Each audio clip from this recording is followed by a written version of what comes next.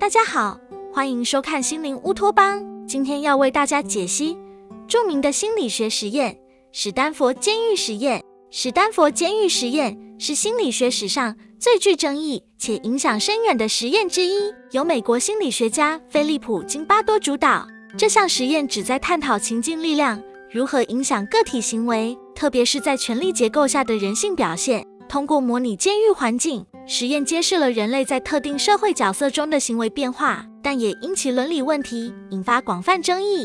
金巴多从报纸广告招募了24名心理健康的男性大学生，均为自愿参与，并通过心理测验筛选，确保无精神疾病或犯罪记录。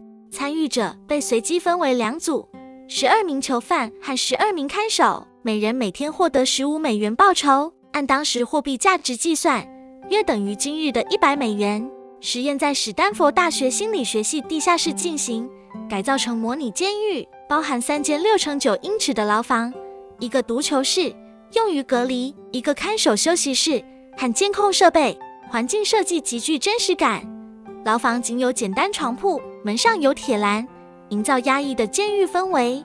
角色分配与规则：囚犯参与者穿上编号制服，宽松长袍，无内衣，脚踝锁上铁链，头戴尼龙帽模拟剃头，以剥夺个人身份。他们被要求全天待在牢房，遵循看守指令。看守穿上军事风格制服，配备警棍、哨子和反光太阳眼镜，增强匿名感。他们被赋予维持秩序的权利，但明确禁止使用肢体暴力。实验流程：原计划为期14天，参与者需完全沉浸在角色中，模拟真实监狱生活。金巴多本人担任监狱长，并与研究团队全程监控。为增强真实感，实验开始时，参与者被逮捕，由真正的帕洛奥图警察局协助。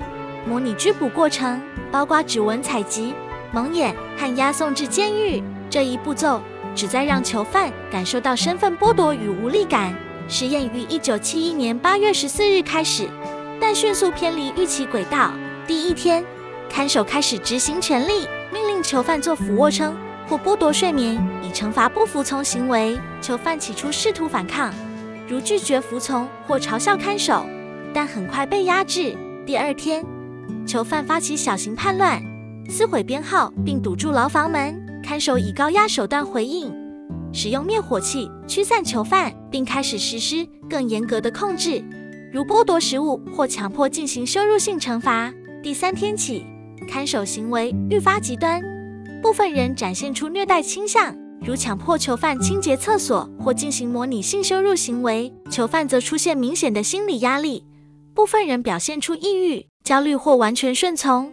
第5天，一名囚犯编号8612因严重情绪崩溃要求退出，随后又有其他囚犯出现类似症状。金巴多最终在第6天终止实验，远早于原定的14天。实验结果：行为变化，看守迅速内化权力角色，展现出支配甚至虐待行为，而囚犯则变得顺从、无助或情绪崩溃。这表明情境力量可以迅速改变正常人的行为。角色内化，参与者完全融入角色，忘记这仅是实验。例如，一名看守后来表示他享受权力感，而囚犯则感到真实的绝望。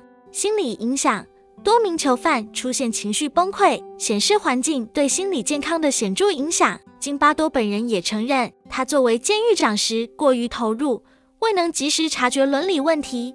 史丹佛监狱实验对心理学和社会学产生深远影响。1. 情境主义的验证。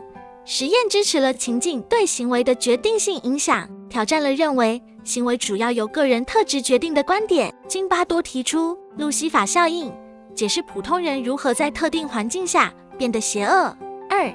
权力动态的启示，展示了权力不对等如何导致虐待行为，适用于理解监狱、军队或其他层级制度中的现象。3. 伦理反思，实验暴露了心理学研究的伦理漏洞，促使现代心理学制定更严格的伦理准则，如知情同意和保护参与者免受心理伤害。总结来说，史丹佛监狱实验揭示了人类行为在极端情境下的脆弱性，强调了环境和角色对个体的塑造力。尽管其伦理缺陷使其备受争议，但他对心理学的贡献无可否认，为后续研究提供了宝贵启示。通过这项实验，我们更深刻地认识到权力和情境如何在无形中改变人性。这一教训在当今社会的权力结构中仍具现实意义。